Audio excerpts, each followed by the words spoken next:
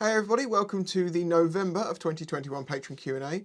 Thank you very much to my patrons for supporting this channel and making it possible, and also apologies for my scruffy looks. I've been very busy and I looked in the mirror the other day and realised that I need to cut my hair and stuff, so yes, I look scraggy.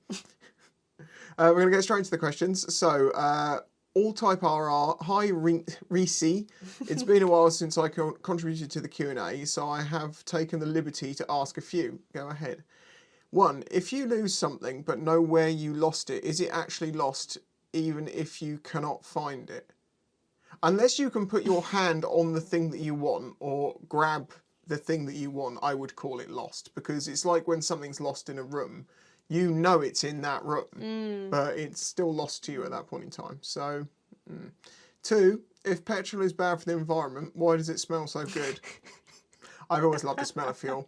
I've met a few people that don't, and it confuses me. I'm not a great lover.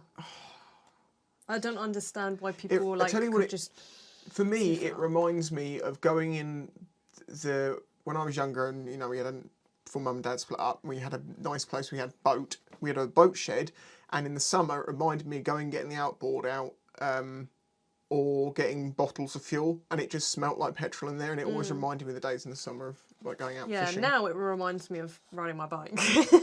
And before anyone says, "Why are you going on a boat now?" Since I was 6, I might as well have not been born, considering to them. Number 3, if the earth was pudding and you had to eat it, spoon or fork? Depends Spork. what pudding it Spork. is. Ultimate answer. Be ready for everything. Yeah. Matthew Varco says, hey Spicy and Reno, hope you're both having a good day. Is it still worth doing a full licence when I'm very happy with my 125 and I never take a pillion or go on motorways?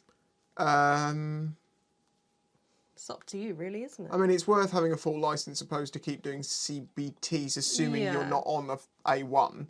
But unless you're planning to go up the licences, then there's probably no point if you have an A1. If you're repeatedly doing CBTs, then yeah, it's definitely worth doing an A1. But then it's like, well, if you're going to do an A1...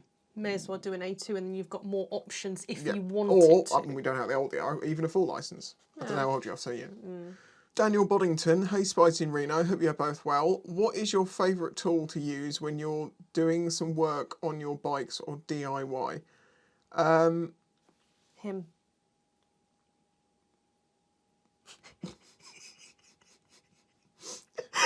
Well, yeah, I do fix everything, so...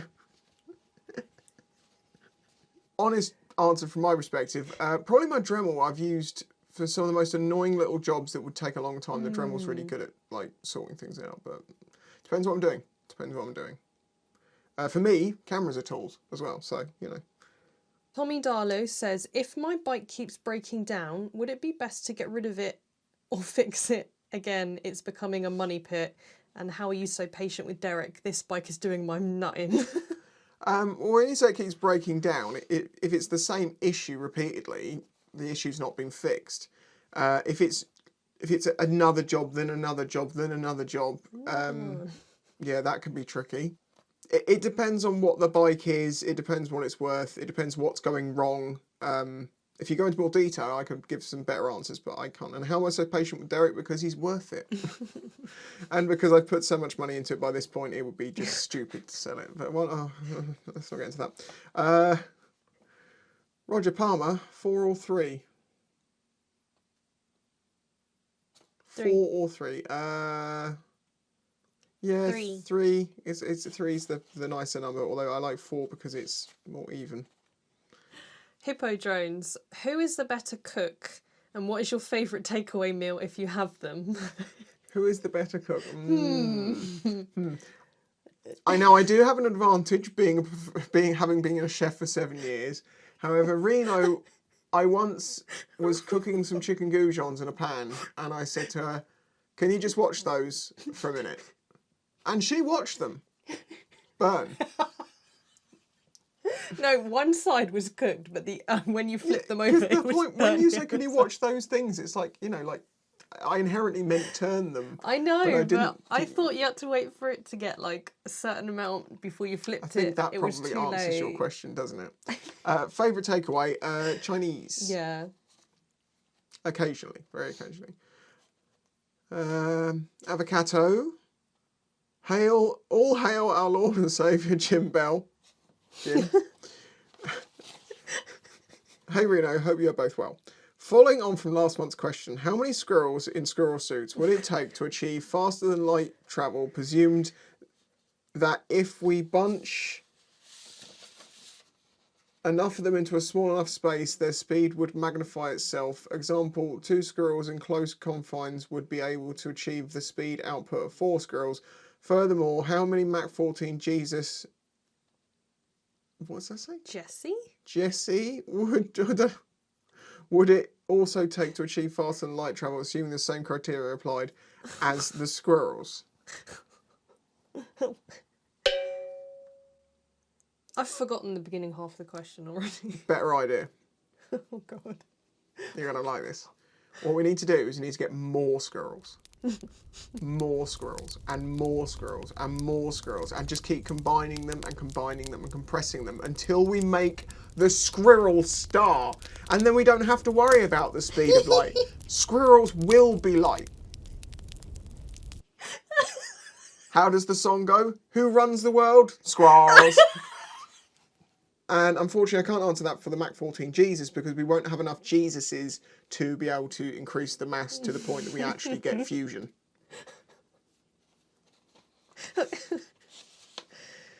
London Phaser Rider says, how do patrons join the very awesome Discord server?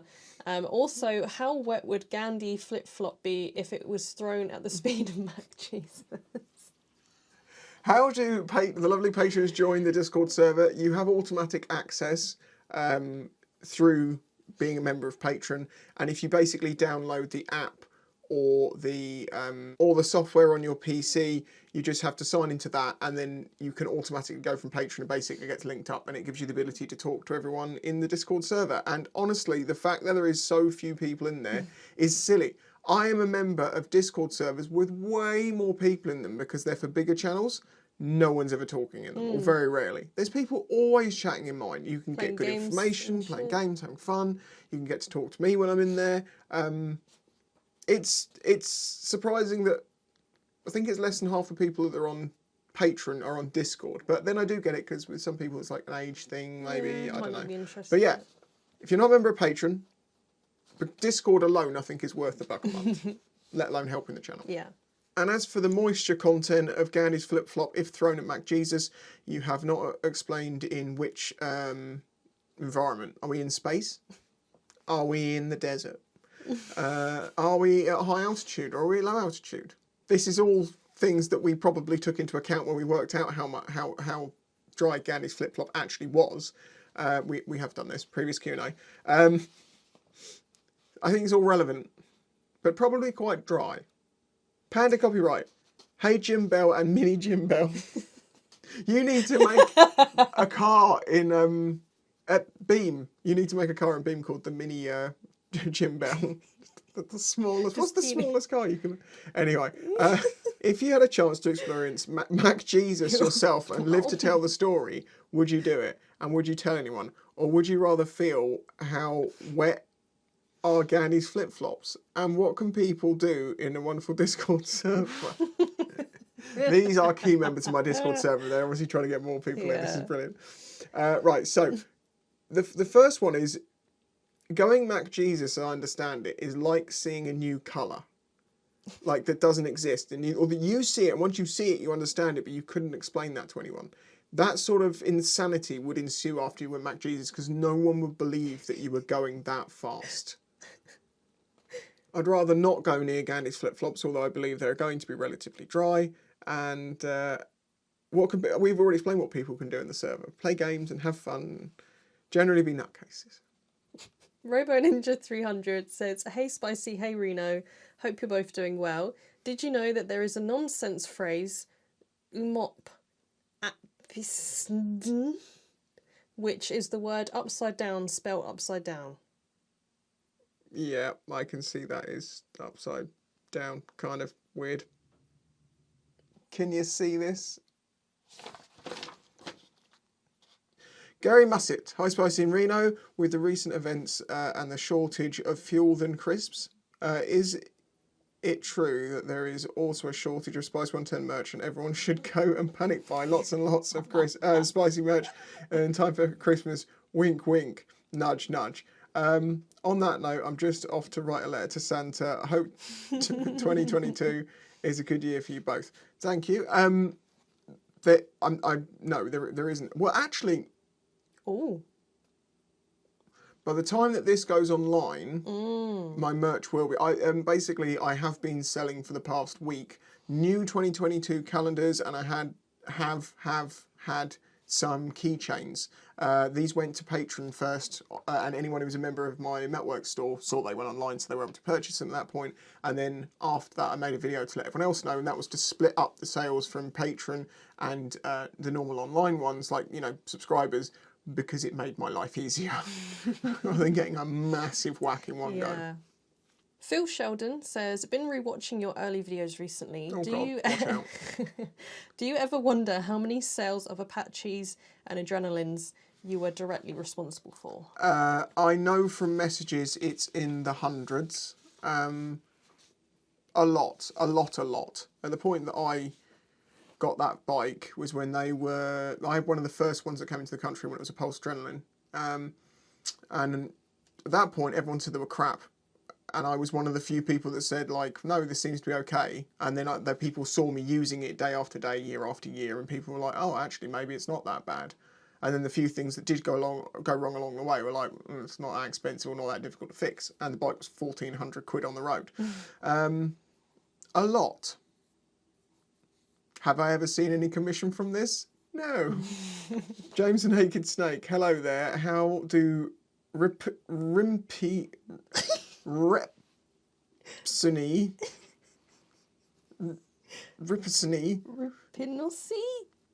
Not sure if I'm too late, probably not. Have you heard of the Stick song? If not, please listen to it and react. I think Reno will love it. Kill me. Kill me. You're a horrible person. Why did you do that to me? I'm dead inside now. Jens Johansson, I think that's how you say it. It says, hi Sprino, no more accident talk from me except to say I got a new bike. It's a dual sport, it's pink, it's not staying pink anyway. By the time we see it, this might be pretty close to Christmas. Turkey, not turkey. Love your work. I want to see it pink. More pink. Christmas. I don't really like Christmas dinners. If that was the question you're asking, I'm not really a fan of Christmas dinners. Roast dinners don't agree with me very well, so I tend to. I do like the gammon and stuff. Oh yeah. Turkey's just a bit like the I find crap turkey chicken. too dry and. Well, that's flavourless. because your mum cooked it. Yeah, sorry, Mum, if she's watching. Oh God, have I got the last one? Yeah. May Crotch, how are you, Spicy and Reno Big Waves?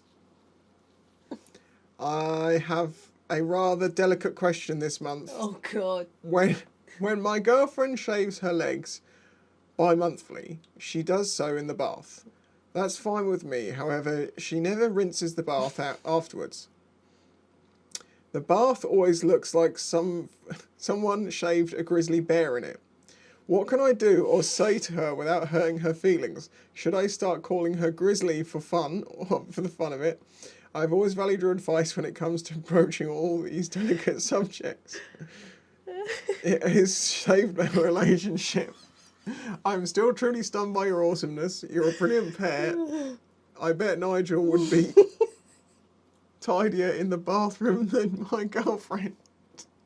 I think asking this question on a public thing is probably not a good start. Well, it's anonymous, so it's fine. Maybe don't refer to them as Grizzly. Yeah.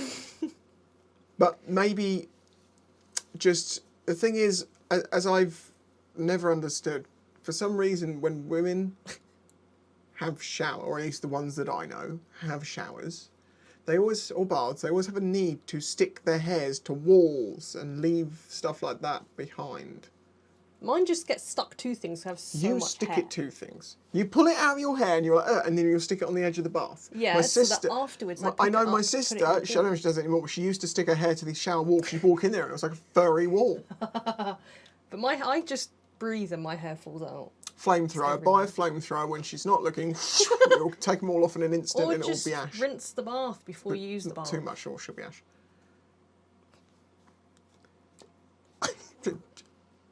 Rinse the bath, deal with it. I don't know. Have a banana. Have a banana. Exactly. Right, well, thank you very much, everyone. I feel that was valuable. We've moved mankind forward another step. If you enjoyed this video, please hit the like button, subscribe if you're new here, because I'm very close to 100k. If you'd like to support this channel and be part of this video and other videos and be on the Discord and talk to some of these absolute lunatics, join the Discord. If you want to ask questions, join Patreon and then you can ask questions. But you can ask me questions in Discord too, you just won't get a public answer. True. Anyway, until the next one, bye-bye. Bye. Oh, hold on.